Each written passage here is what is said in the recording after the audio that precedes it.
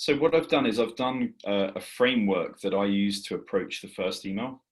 So this is what I do is I look at relevant intro, identify the prospect's largest pain point, and then I outline a solution and combine that with social proof as well. So who I've worked with. And then I think this is really important. So most people, when they ask for a call to action, they're asking for something quite big. So I normally say, are you curious about this or a little bit curious about how this works? And would you be open to having a 15-minute chat this week? So 15 minutes is just enough time that they think, well, actually, I could fit that in the beginning, lunchtime, end of the day, but not too much, so little that you can't get your point across. I think that this could work really well. And the way that I've kind of structured this is I've kind of said why I'm emailing them, what's in it for them, how I do it as well. So why it would benefit them and why they should care as well. And just ended with some of the clients we've worked with, and that's pretty much it. The other important thing with this is most people identify themselves on an intro with the company they work with, but I think it's also important to try and inject some personality into it. So I would put, I'm Mark from Wimbledon, or I'm Mark from London, and I run this, and it's kind of like it just makes it you more of a real person rather than just somebody who happens to be like a business development rep for that company. I think people they start to visualize and see that you're a real person, that they should reply to their email. And Mark, I noticed you've bolded out here as well. Do you find that an effective way to to get people's attention? And would you what part would you bold out? Would it be the core problem you're solving, or interested about that? No, it's a really good question. So the bit I've bolded out is you only need to turn up to the call we've booked on your calendar. And I think the bit before that is we do all the follow-up call, which is the feature really, whereas the bit that I've bolded out is the benefit of what's in it for them really. But you're completely right, while you're emailing them, I could have bolded an element out on that, like the performance basis, or little to no risk for you. I think those sorts of things are really important.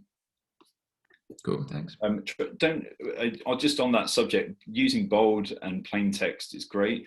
A real no-no in email is including lots of images, and then also having a formatted email like you'd get on a MailChimp.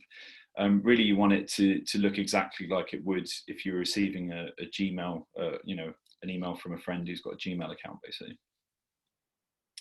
And I think so. Just this is an email I came up with, and then.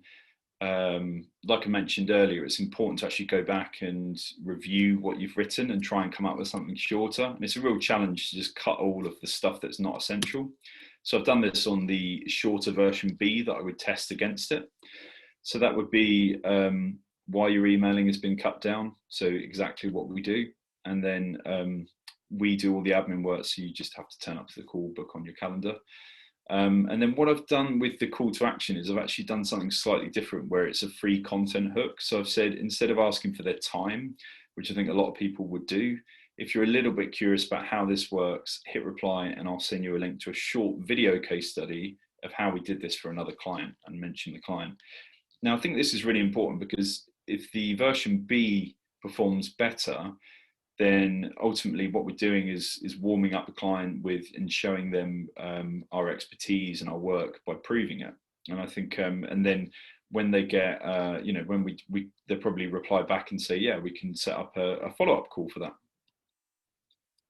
I think again, just to note on that, I like the way that your call to action is still reply, and then you get the short video, because obviously you could easily link out to the short video in this first email, but I guess what you're trying to get always from these types of emails is a response, so you can start the conversation. Is that right? Yeah, there's two factors there. So there's the one you said, you want to get some engagement and some compliance, and I think, and the second factor is that including links can affect the deliverability as well. So if they reply and then you send a link to them, then it's kind of easier that way.